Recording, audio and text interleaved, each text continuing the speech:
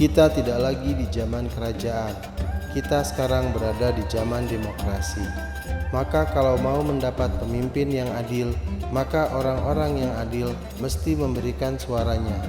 Maka jangan sampai tidak memberikan suara untuk memilih wali kota, bupati, gubernur, presiden dan wakil presiden, DPRD kabupaten, DPRD kota, DPRD provinsi, DPRD RI, DPD.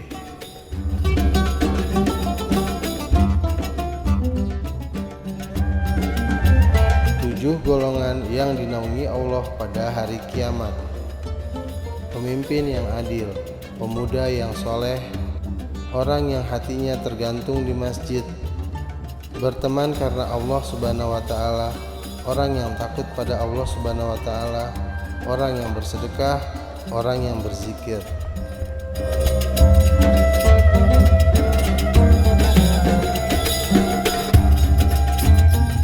Tema kita malam ini adalah 7 golongan yang mendapatkan naungan Allah Subhanahu wa Ta'ala. Kenapa disebut dapat naungan? Karena pada saat itu tidak ada tempat bernaung, tidak ada tempat berlindung. Hari ini kita bernaung di bawah pohon yang rindang. Hari ini kita bernaung di bawah atap gedung yang kokoh. Tapi nanti tidak ada tempat bernaung. Kenapa tidak ada tempat bernaung? Karena semuanya tercabut. Idza sama'um fatarat, langit terbelah. Wa idzal kawakibun tasarat, planet-planet bertabrakan. Wa idzal biharu fujirat, lautan diledakkan, meletup, meledak, tsunami besar. Wa idzal quburu bu'thirat, semua yang dikubur dibangkitkan, dunia hancur. Wa takunul jibalu kal'ihnil manfush, gunung-gunung, gunung Bromo, gunung Kidul, gunung Merapi, gunung Kelut, semuanya tercabut seperti bulu kambing dihembus angin. Lalu kemudian kerak bumi bergejolak, bergelombang. Saat itu tidak ada tempat bernaung. Manusia dalam keadaan berdiri, yaumal taffatis saqu bisaqi.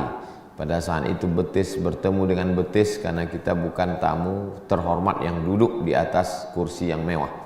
Kita adalah hamba yang hina dengan banyak dosa.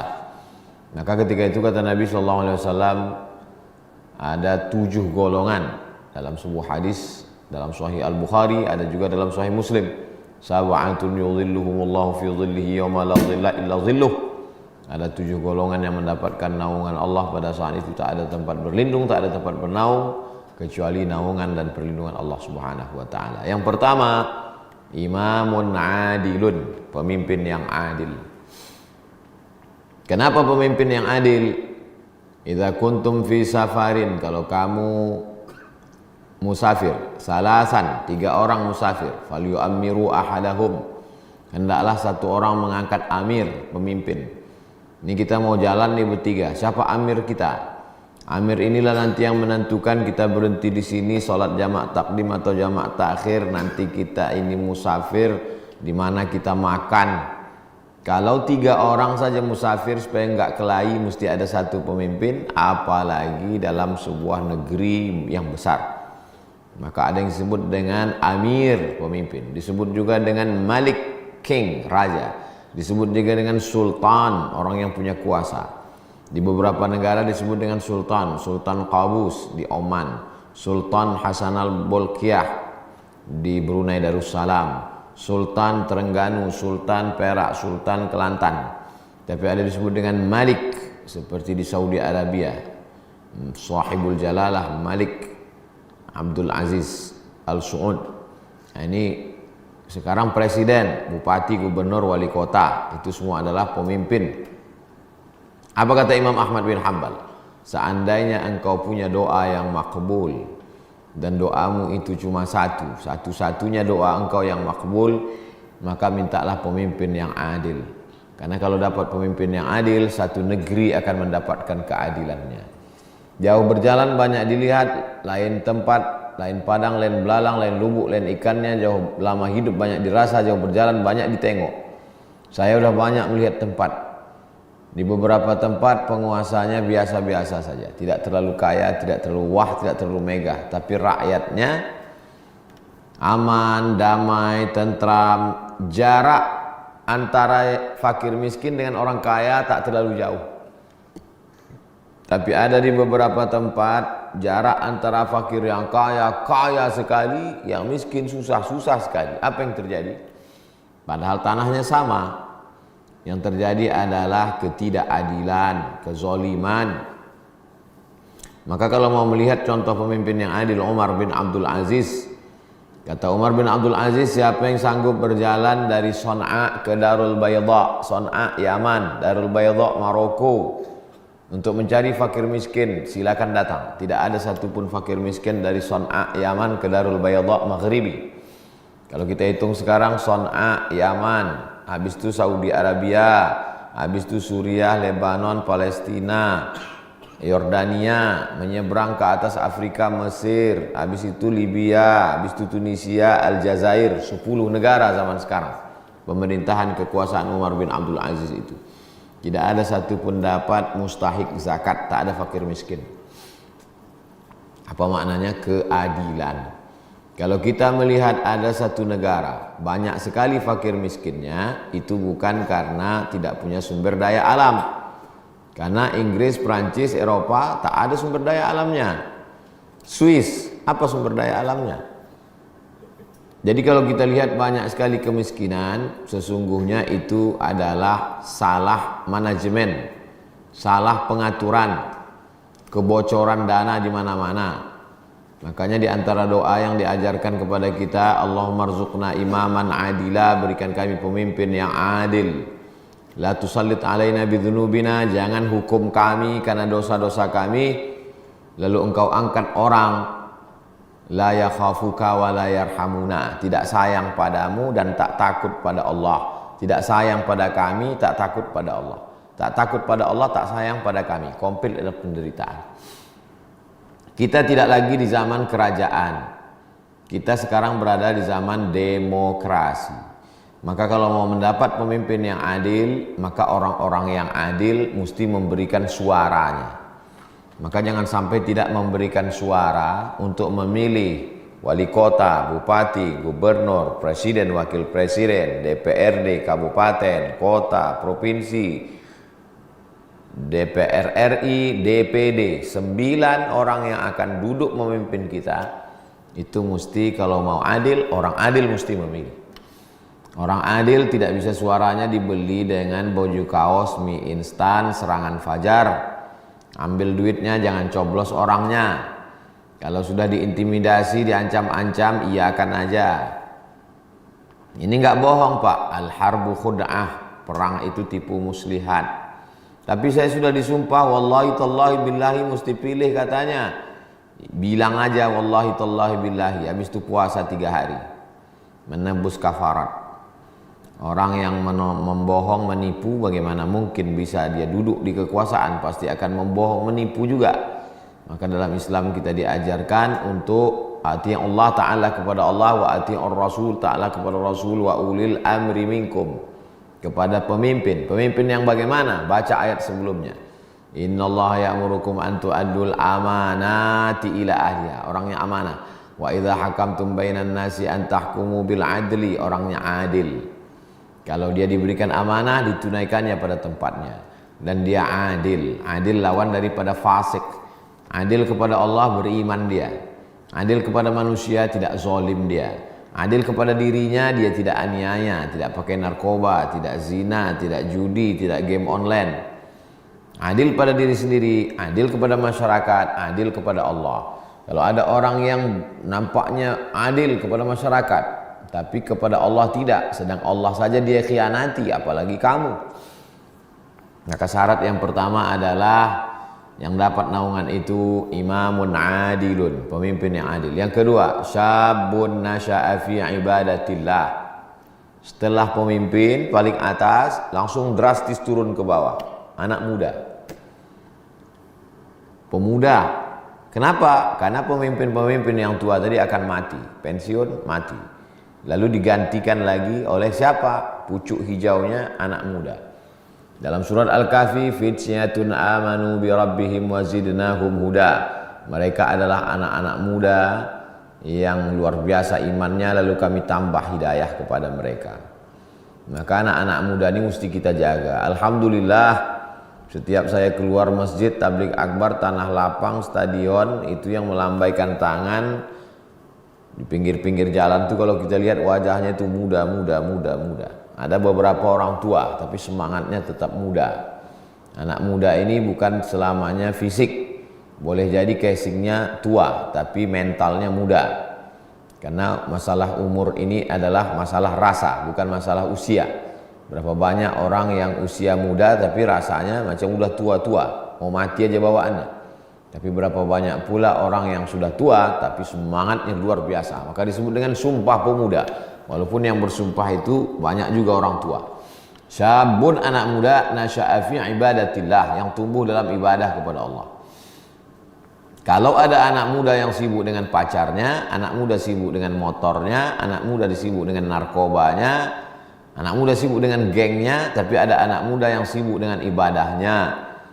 Malam buat i'tikaf bareng-bareng dengan kawan-kawan. Walaupun pakai motor, tetap anak muda itu suka motor. Saya aja udah tua suka motor, apalagi anak muda. Tapi bukan berarti dengan motor kita nggak sholat. Dengan motor itu kita ajak kawan-kawan sholat. Born to ride, ride to jannah. Lahir untuk mengendara menuju surga. Biker subuhan. Nah, ini yang selalu mengawal subuh Rabu. Membawa Ustadz Abdul Somad ke tempat-tempat tabligh akbar, menghidupkan kajian. Ada lagi nama programnya Ngopi, Ngobrol Perkara Iman. Ustadz Damanhur di Lok Semawi Aceh. Anak-anak muda yang belum ramah ke masjid, di kafe dulu ngobrol. Alhamdulillah yang punya kafe kasih izin, bicara santai. Ada lagu-lagu religinya, tapi muatannya adalah perkara iman, bagaimana nanti kita, bagaimana masa depan. Kalau sebagai orang tua dulu tidak baik, maka cara taubatnya anak-anak kita kondisikan pada yang baik. Masukkan ke pondok pesantren, SMP, SMA, Islamic boarding school, full day. Setelah itu kuliah, kasih tunjuk, ajar, kata orang Melayu. Ditunjuk, diajar dia tentang kebenaran, tentang akidah, tentang prinsip hidup, tentang akhlakul karimah, tentang ibadah. Bagaimana kita mengkondisikan anak-anak kita, anak-anak muda kita, syabun, anak muda, nasya'a fi ibadatillah, yang tumbuh dalam ibadah kepada Allah Subhanahu wa taala. Yang ketiga, rajulun qalbuhu mu'allaqun fil masajid, orang yang hatinya tergantung di masjid. Badannya boleh di kantor, badannya boleh di ruko, badannya boleh di pasar, tapi hatinya tergantung di masjid. Ala fil jasadi mudghah, manusia ini dilihat ada segumpal darah dalam badannya. Idza salahat, kalau yang segumpal itu baik, salahal jasadu kullu, yang lain ikut jadi baik. Wa idza fasadat, kalau rusak, fasadal jasadu kullu, yang lain ikut menjadi rusak. Ala wahyal qalb, yang segumpal sekepal itu adalah jantung hati. Tergantung hatinya di masjid, maka matanya mencari masjid, telinganya mendengar suara masjid, kakinya melangkah ke masjid, pikirannya selalu memikirkan masjid. Kenapa? Qalbuhu mu'allaqun fil masajid, hatinya tergantung di masjid. Ini pun berproses. Kata orang Melayu, dari kecil terlonjak-lonjak, sudah besar terbawa-bawa, sudah tua terubah tidak. Dari kecil terlonjak-lonjak ke masjid, dilonjak-lonjak. Macam anak kecil lompat-lompat, bawa dia ke masjid, terlompat-lompat dia ke masjid. Sesudah itu dia mulai terbiasa familiar dengan masjid, akhirnya dia menjadi pengurus remaja masjid, akhirnya dia cinta pada masjid, membangun masjid, menghidupkan masjid dengan berbagai macam program keislaman. Maka kalau saya sudah melihat ada anak-anak di masjid, saya senang sekali, karena itulah yang akan melanjutkan dakwah di masa akan datang. Jangan sampai masjid kehilangan anak muda.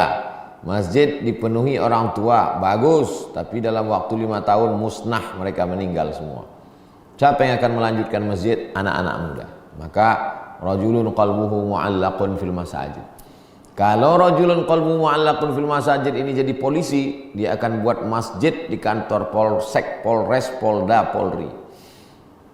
Kalau yang rajulun qalbuhu mu'allaqun fil masajid, anak muda yang hatinya tergantung di masjid ini jadi tentara, maka di kantor dan Ramil, di kantor Dandim, jadi panglima, Semua anak buah akan datang. Kalau yang rajulun qalbuhu mu'allaqun fil masajid ini jadi kepala dinas, kepala badan, kepala kantor, jangan heran di sana masjid besar, masjid raya, masjid agung, Islamic Center. Kenapa? Rajulun qalbuhu mu'allaqun fil masajid. Program pertama ketika ditanya, apa program Bapak nanti? Saya akan bangun masjid.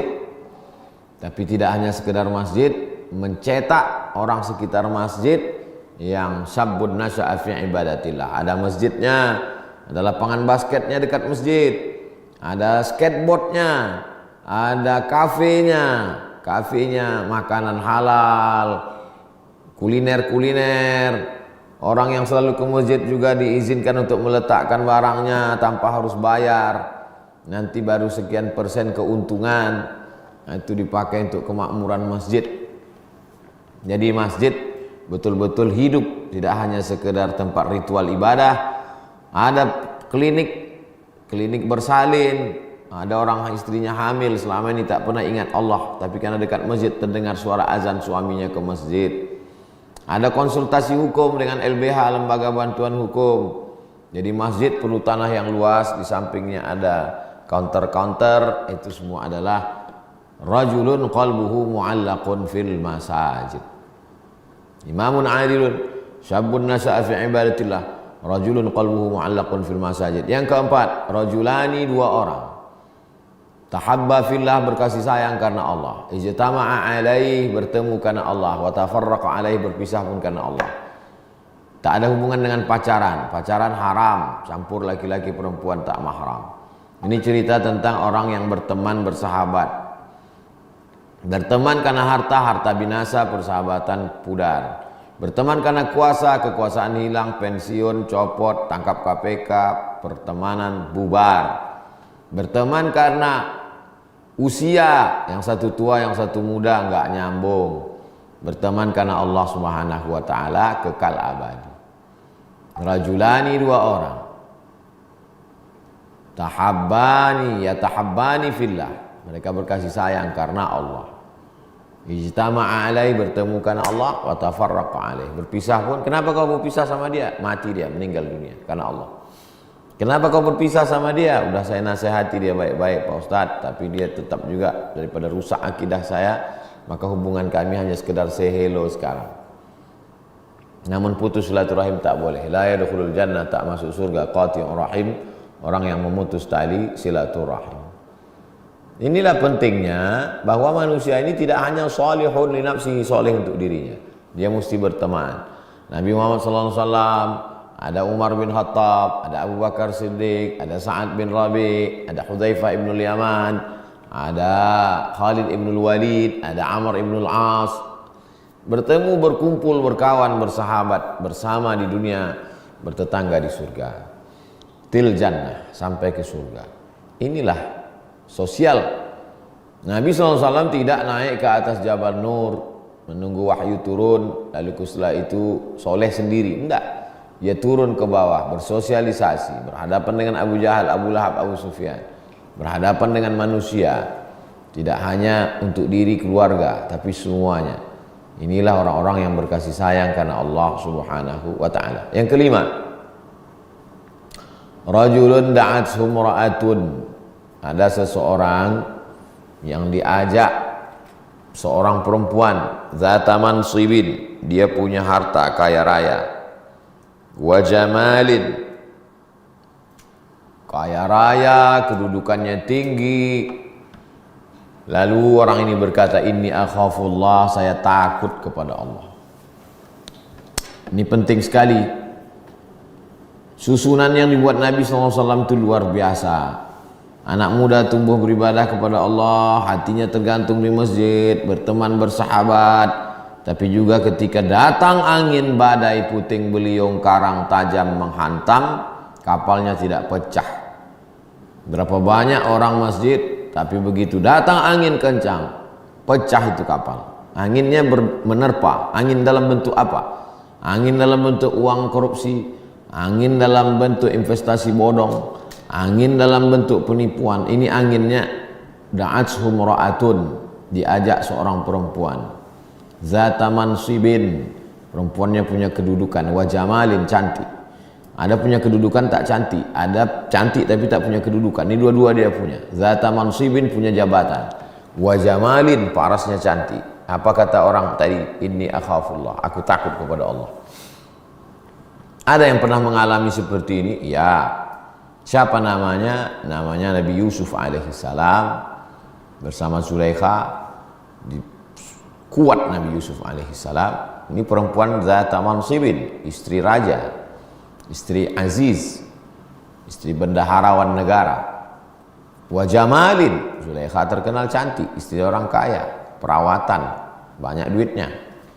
Tapi Nabi Yusuf diselamatkan Allah Subhanahu wa taala. Inilah pentingnya mendidik takut kepada Allah fis sirri wal alan, dalam keadaan sepi maupun ketika orang ramai. Yang keenam, rajulun tasaddaqa bi sadaqatin, orang yang bersedekah. Lalu kemudian hatta la ta'lamu shimaluh ma tunfiqu yaminuh, sampai tangan kirinya tak tahu apa yang dilakukan tangan kanan. Ini jangan dipahami secara tekstual. Maksudnya menjaga diri dari riya. Karena beberapa sahabat Nabi bersedekah diketahui oleh sahabat yang lain. Contoh, ada sahabat yang bersedekah sumur kebun kurma beserta sumurnya sekalian. Bayraha, sumur Bayraha di tepi Masjid Nabawi. Sekarang sudah masuk ke dalam Masjid Nabawi. Apa yang terjadi? Nah, di situ diriwayatkan, semua sahabat tahu. Begitu juga dengan ketika turun ayat in tuqridullaha qardan hasanan, kalau kamu berikan pinjaman untuk agama Allah, maka Allah melipat gandakannya. Maka dia berikan semua 600 batang pohon kurma. Itulah dia Abu Dihdah. Semua sahabat tahu. Begitu juga ketika ada sumur yang mesti dibeli, Bi'ru Raumah, dibeli oleh Sayyidina Utsman bin Affan. Begitu juga semua veteran perang dari Badar diberikan santunan oleh Abdurrahman bin Auf. Mereka orang-orang kaya, beramal dan diketahui amalnya. Jadi kalau mau beramal, silakan beramal. Saya nggak jadi beramal Pak Ustaz, nanti dipuji orang. Tarkul amal li ajlin nas riya. Tidak jadi beramal karena takut dipuji orang, riya. Wal amal li ajlihim syirik. Beramal karena ingin dipuji orang, syirik. Nggak jadi beramal, riya. Jadi beramal biar dipuji orang, syirik. Maju kena, mundur kena. Lalu yang paling bagus bagaimana? Silakan beramal, jaga hati lillahi ta'ala, lawan bisikan-bisikan syaitan. Inilah yang diberikan Allah Subhanahu wa ta'ala kepada kita. Yang terakhir, rajulun dzakarallaha khalian fafadat 'ainahu. Ada orang yang berzikir mengingat Allah dalam keadaan sepi, sunyi, tengah malam, saat semua orang tidur lelap dengan kantuk mimpinya. Ada seorang hamba Allah yang melawan kantuknya, lalu kemudian dia mandi atau berwudu, dia sholat sunat wudu, sholat sunat taubat, sholat sunat tahajud, sholat sunat hajat. Setelah itu sholat sunat witir, habis itu dia berzikir, istighfar, habis itu dia berselawat, habis itu dia tahlil la ilaha illallah, berdoa kepada Allah, menetes air matanya. Ainani la tamassuhumun nar, la yamassuhumun nar. Dua mata yang tidak disentuh api neraka. Pertama, ainun bakat min khasyiatillah, mata yang menangis karena takut kepada Allah. Yang kedua, ainun tahrusu fi sabilillah, mata yang berjaga dalam perang jihad fisabilillah. Saudara kita yang ada di Palestina sekarang, matanya tak tidur-tidur berjaga, mata itu haram disentuh api neraka. Kalau kita belum sanggup, ada satu mata yang menyelamatkan kita. Ainun bakat, mata yang menangis karena takut kepada Allah, takut Sidratul Muntaha, takut titian Shiratal Mustaqim, takut catatan amal Lauhil Mahfuz, takut semua. Jadi kalau kita masuk dalam salah satu golongan itu, imamun adil, pemimpin yang adil, masuk. Syabun nasa'a fi ibadatillah, anak muda yang tumbuh beribadah, masuk. Rajulun qalbuhu mu'allaqun fil masajid, hatinya tergantung di masjid, masuk. Rajulani, dua orang, tahabba fillah, berkasih sayang karena Allah, ijtama' alaihi wa tafarraqa alaihi, masuk juga. Rajulun da'atum ra'atun dzata mansibin wa jamalin, seorang yang diajak melakukan zina oleh orang yang cantik, orang ganteng. Ini akhafullah, masuk juga dia golongan ke itu. Rajulun tasaddaqa bi sadaqatin fa akhfaha, bersedekah dia sembunyikan, hatta la ta'lamu shimaluhu ma tunfiq yaminuhu, masuk juga dia ke dalam orang tak riya. Rajulun dzakarallaha khalian fa fadat 'ainahu, berzikir dengan Allah sendirian, sepi sunyi menetes air matanya, masuk 7-7-nya. Alhamdulillah. Saya cuma masuk 5 Pak Ustaz, alhamdulillah. Saya mau cuma masuk 3, bagus. Masuk 2, masuk 1. Belum ada sama sekali, jangan putus asa. Kita mulai dari sekarang. Jangan tunda, cepat.